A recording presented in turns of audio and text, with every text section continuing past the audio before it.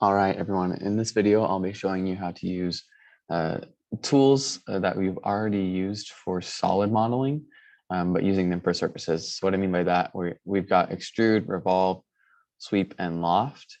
We'll be using those in this video using surface, extrude, surface revolve, surface sweep, surface loft. Okay. So I'll be showing you how to do that, and it's really going to be pretty similar to what you already know. So there's not a lot to cover, but there are some differences. Just like with solids, you will start with a sketch, and you can sketch either a closed loop like we've done previously, or you can actually sketch an open loop. And so I'll sketch two sketches here, one that's open and one that's closed. Okay. And then we'll go ahead and hide these planes. What we can do with the surface extrude is we can extrude any of these shapes and it will create a thin surface that doesn't have any volume. So we just come up here to the Extruded Surface tool and we select our sketch, just like before. Just like before, you can control where it's starting from and where the extrude goes to, whether you want it from mid-plane or like up to another surface if you had more. Whatever, we're just going to do blind here and make it go 2 inches or 2 inches. Okay. And it's as simple as that. And then for this other one, even though it's not a closed loop, it doesn't change the process at all. Literally just do the same thing, hit the check mark, and you've got a surface extrude. One thing to note as we're going about these videos with surfaces, anytime you have an edge, you'll see that it's kind of highlighted in blue. It's a little bit hard to see there, but you can see edges are in blue. That's not pertinent right now, but that'll help you later on. Okay. So that's what it's like to do a surface extrude.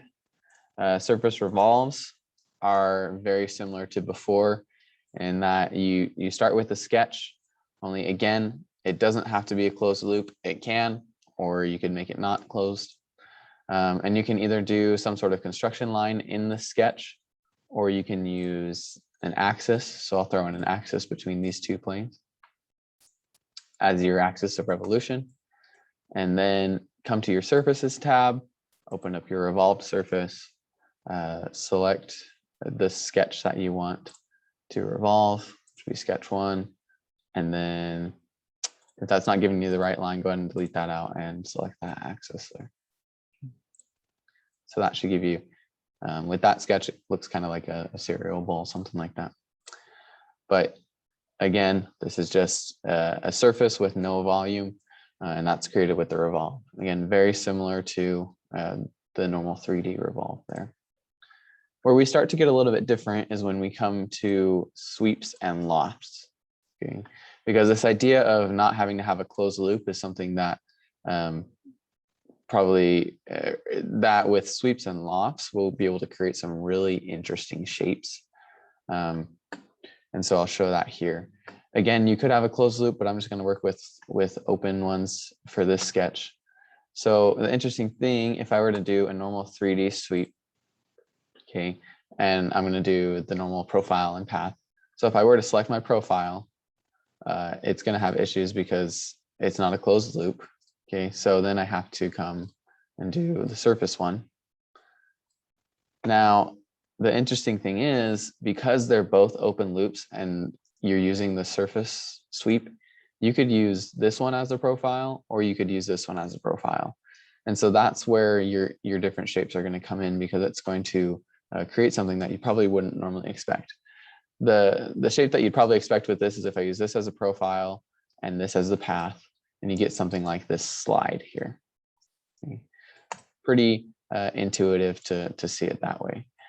But if I were to switch those around, let me go back up here to sweep surface. If I were to switch those around and choose this as my profile and then this one as my path, notice the shape that we get. It's only going to the one side because that's how it's selected here. So I'm going to select bidirectional. Okay. That's a very, very different shape from the intuitive, slide kind of shapes that we got before. And so that's, again, like I said, this is where we kind of depart from the intuitiveness of solid modeling and go into the more abstract realm of surface modeling when we get into these sweeps and revolves. Okay. So there's that. And then, or sorry, sweeps and lofts. Now I'll come and do the loft. There's a lot going on here, lots of different things between a 3D loft and a surface loft. Again, you could use closed loops or open loops, but no matter what, let's say you have 3 different sketches or 2 sketches in this case that you're lofting between. If one is open, the other has to be open. If one is closed, the other has to be closed. So they all have to be either open or closed. You can't have it mixed. And I'll show you an error with that in a second. But in this case, obviously, they're both open. And so I'm going to loft between the 2. So I come here and I select Lofted Surface. Okay. And just like before, you select your profiles in the order that you want them to loft between. And there you go. Some interesting shape right there. Hopefully with that and the other things we're going to do here, you can kind of see the complexity of the shapes that you can get with surface modeling and why you might want to use surface modeling at some point. So there's that. Now, like before with lofts, you can do guide curves. And so just to save us some time, I've already sketched those guide curves. So I've got one going across the top like that. And so if I do my loft again, from there to there, and I select this as my guide curve like normal, you can kind of see the shape that it gives you there. There you go. And then you can also do guide curves on the edges, which is something you might have run into with 3D modeling, but really comes into play here with surface modeling. Okay. And so this right here is actually a 3D sketch. If you have questions about 3D sketches, see Lab 5. But here we're going to loft between the 2, and we'll use this as a guide curve for the edge. So I'll come, do my loft. Okay. And then if I want this to be a guide curve, if I just select it, because of the way that this loft kind of naturally goes from this to this sketch, kind of along this line, it doesn't want to curve out here. And so it's having a hard time rebuilding and fulfilling that. So, oh, that's my bad, actually. That's not a guide curve. Let's make it as a guide curve. And then exactly what I just said. Because it wants to kind of naturally follow this flow, it's not going to easily come around here. And so what you need to do is you actually need to say, where this says to next guide, you want to hit this drop down and say to next edge. Okay, basically that's saying we want this guide curve to influence the edge. And then it'll look something like that. Okay. And then, so there's our surface there. I'll go ahead and delete that one.